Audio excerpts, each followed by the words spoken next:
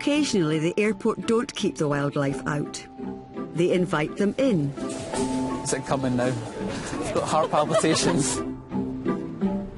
It's the Highland Show in a few weeks' time, so to coincide with that, we're bringing a Highland cow along to the airport just to promote the Highland Show and obviously promote ourselves as being the gateway to Scotland. So you're taking them inside? Yeah. You've got a bucket with a shovel behind them all the way. Yeah. The top brass are keen to raise the airport's profile, and Susie is just the latest in a series of PR stunts. A lot of the PR inside the terminal are centred around routes and supporting our airline. We want to work very closely with airlines to support them and make sure that the Scottish public know where we fly to and how often we fly there and who we fly with. We want to focus on things that are new, things that are interesting, and anything that's a bit strange or quirky around the scenes there that's going to attract the attention of the media, then we're going to talk about it. Looking after the cows at Pollock Country Park in Glasgow. That's my job. So I thought I'd like to bring a wee bit culture from Glasgow through to Edinburgh today.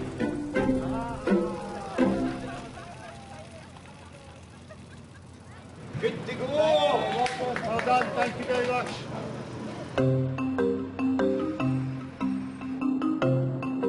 The commercial team aren't shy of trying new things, especially if it means flogging more whiskey. Plans are afoot for a pop-up shop to entice customers during the peak summer period. This has been specifically brought in for the Edinburgh Festival because we've got such an uplift in foreign passengers coming through for the festival. We wanted to offer them travel exclusives, so you can only buy them in the airport when you're flying. And also most of them are taking a gift home from Scotland, so we wanted to incorporate the wrapping service and make it a one-stop gift shop.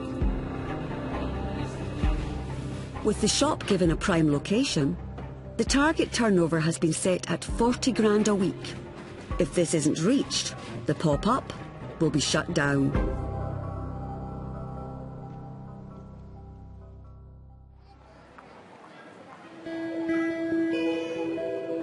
It's the first morning of trade.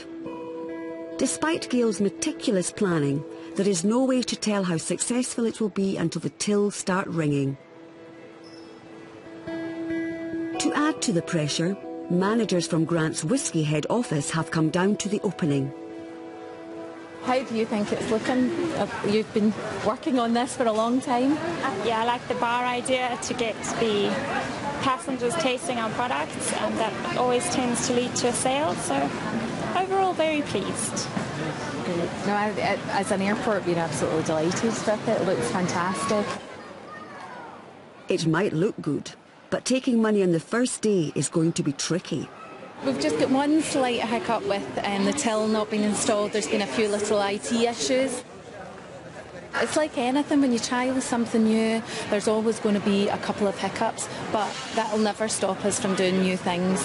And here we want to excite and delight our passengers. That's what we're about. Yeah, I'm quite confident the till will definitely be up and running by about 9 o'clock. Okay, perfect. Okay, and as soon as it's up, I will email you and say, good to go, we're away. But in the meantime, I'll go and check Tullamore and I'll come back to you. All right, okay? Thanks. She's gone. She's like, you've scared her off. When the tills do get ringing, the price for a bottle of whisky in the new shop ranges from £28 to a colossal £15,000, around £535 a dram. Some of these whiskies are so expensive that they're not for drinking, they're for investing in. Get them home, get them insured and get them up the attic, you know? Yeah.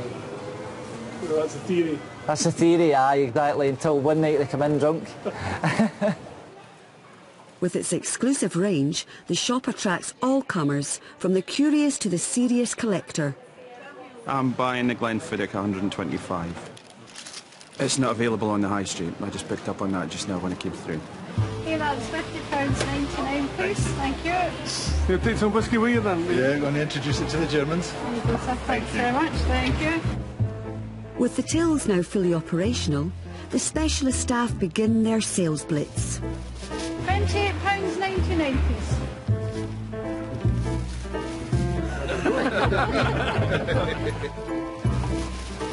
£240 special offer. That's in special offer, sir. That's normally £100. You're getting it today for only $73.99. I've always been in sales, and I've probably, as you gather, got the gift of the gab. Delicious. Cheers. Oh, so you're running slightly late. Just gives you time to have another light refreshment. Or you can come in and taste a nice whiskey instead. Customers, majority nicest people in the world, so you can talk to them all day, and at the end of the day you're getting paid for it. What more can I ask for, you know? $350 for the 30-year-old Balvenie. It's a wedding gift, is it? And there's so much product knowledge about whisky. It's just one of those subjects that there's so much to know about. It's so interesting. You've got Madeira cask, a bourbon cask, or a red wine cask. What would you prefer to try? What's Madeira? I don't know. What's Madeira? I really enjoy whisky, to be honest with you. Yeah, but we don't like whisky, but... Alright. Out on the runway, Chief Engineer Simon McCarroll is more concerned about the texture of the tarmac than the smoothness of the malts. There is a bit of a belief sometimes that the airport is very much a big shopping experience. However, without a runway, you haven't got an airport. Without the runway, you haven't got those passengers passing through the terminal to therefore use the shops. So therefore, the runway really is the most important asset of any airport. Over the last 12 months, aircraft movements have increased by 14%, and 30,000 metric tonnes of aircraft now land and take off every day.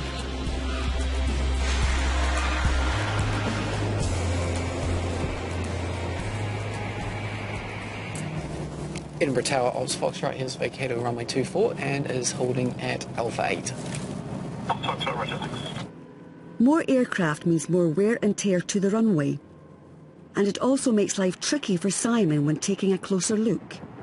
There's the flight that's coming in to land now. There's the aircraft ahead of us that's just landed. There's another one ahead that's taxiing.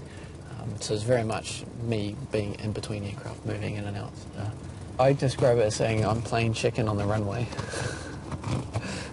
Possibly not the most professional description, but that's how I describe it.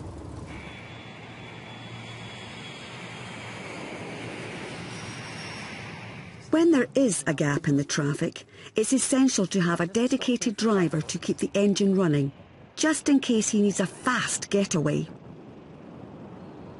So this here is an underlying duct that's feeding an old light fitting, and you can see the shadow of the light fitting up there that's been banded as well. This will then get over-banded. I'll get some additional over-banding to make sure that all these additional cracks are covered to stop any water getting into the pavement. That would then cause additional deterioration. We'll need to make sure this area gets picked up for the works that we're wanting to do in October this year. There's 136 areas on the runway that we're wanting to address and make sure that we're managing and continue that they're safe. Sorry, we need to go. The extensive repairs Simon is planning for are no small matter. The runway will have to close for 4 nights with a price tag of well over £500,000. The runway's most frequent flyer is EasyJet. They've just signed a new deal to carry 3 million passengers in and out of the airport each year. We're the airport's largest airline and Scotland's largest airline by quite a few million passengers each year. We have over 50 destinations out of Scotland, over 30 out of Edinburgh. We put 2 extra aircraft in summer 2013, 6 new routes. We're putting 2 new routes in summer 14. So we commit to putting routes in. But as an airport, what GIP does at Edinburgh is they commit to making sure the infrastructure's there. For low-cost airlines, time is money. Every minute spent on the ground means less time flying paying customers. The aircraft's just about to come on to stand. The ramp team are all prepared for it, ready to put the chocks on, the cones out, the steps so the passengers can disembark. The aircraft turnaround is tightly managed.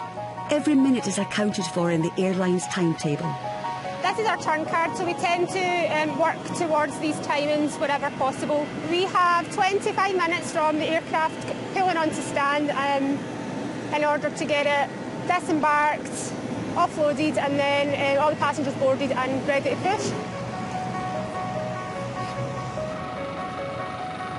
The airline banks on passengers not wanting to hang around after a long flight.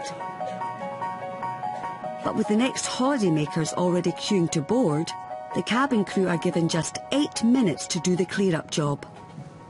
Pretty tight, isn't it? Very, yeah. Especially when you've had a really busy flight and there's lots of rubbish left behind. It's usually just the norm, food, magazines. I've not really had anything unusual yet. Items of underwear? I won't be more specific. We get a lot of stag parties, so they always want pictures of the girls that are on. You had any proposals? Any phone numbers? A few, maybe. It's a very, very tight timeline, you know, 25 minutes, 30 minutes is not a lot when you're boarding 156 or 180 passengers. It's very, very busy. Ready? Go get them. That's us. Passengers are on the way now. Please board now at departure gate number 2. Thank you.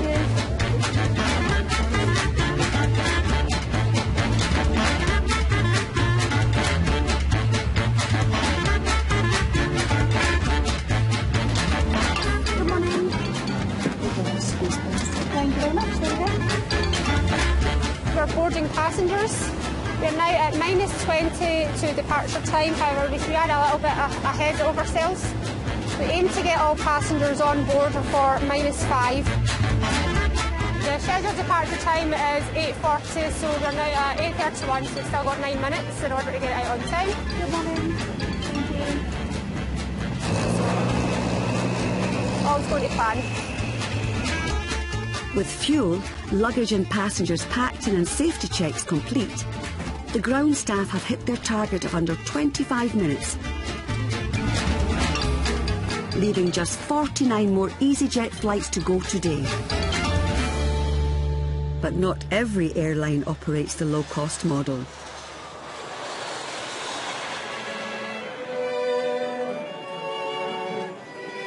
It's launch day for BA's new executive lounge.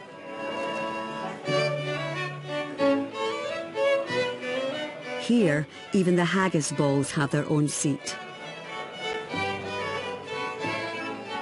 I'd just like to introduce the Chief Executive Officer, Gordon Dewar, who, without his team's help, none of this could be possible. Good afternoon. It is fantastic to see a sort of physical representation of the power of partnership, and things like this are just the physical realisation of everything that's gone into that. So just to say thanks for coming, thanks for being amongst the best partners we could possibly hope for, and a huge success going forward. Thank you very much. Thank you very much.